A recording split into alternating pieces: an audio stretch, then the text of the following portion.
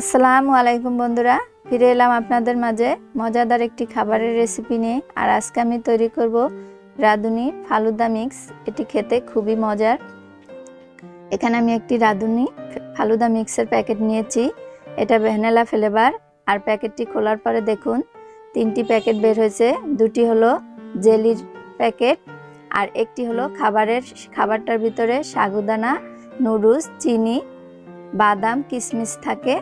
এখন প্রথমে আমি জেলিটা তৈরি করব। তার জন্য 250 গ্রাম পানি গরম করে নেব।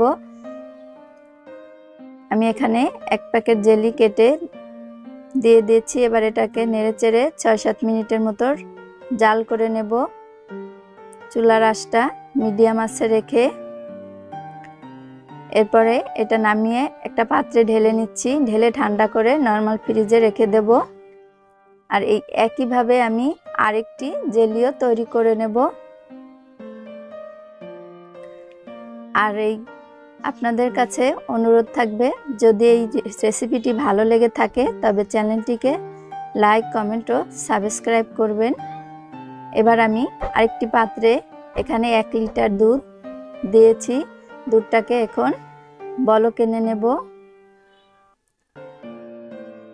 চুলার আঁচটা এখন বাড়ানো থাকবে। যখন দুধটা বলক চলে আসবে, দেখুন দুধটা বলক চলে আসছে। এখন যেই সাগুদানা নুডলসের মিশ্রণটা আছে আমি পুরো প্যাকেটটা এখানে ঢেলে দিয়েছি। এখন এটাকে আস্তে আস্তে নাড়তে থাকবো। আর এটার কাছে থেকেই এটা যতক্ষণ পর্যন্ত সেদ্ধ হয় সেই পর্যন্ত আমি এটাকে রান্না করব। আর আপনারা যারা আমার চ্যানেলটি সাবস্ক্রাইব করে আমার পরিবারের এবং আমার চ্যানেলের সদস্য হয়েছেন তাদেরকে অসংখ্য ধন্যবাদ।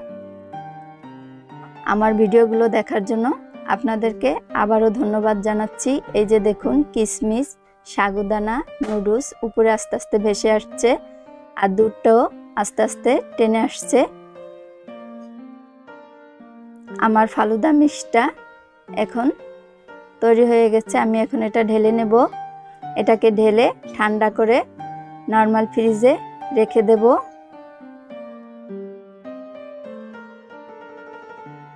আর যারা এখনো চ্যানেলটি সাবস্ক্রাইব করেননি অবশ্যই চ্যানেলটি সাবস্ক্রাইব করবেন, পাশে থাকা বেল আইকনটি বাজিয়ে দেবেন। এটা ঠান্ডা করার পরে আমি জেলিগুলো কেটে নিয়ে এটাকে একসাথে মিক্স করে নেব। এটা মিক্স করার জন্য কিছু উপকরণ দিচ্ছি। আমি এখানে একটি কলা কেটে দিয়েছি, কিছু আনারের দানা দিয়ে দিয়েছি। এগুলো দিয়ে আমি মিক্স করব। দেখুন আমি পরিবেশনের জন্য মিক্স করেছি। আমি এখানে আইসক্রিম বদলে বরফের দিয়েছি। আপনারা চাইলে আইসক্রিমও দিয়ে এটা পরিবেশন করতে পারেন।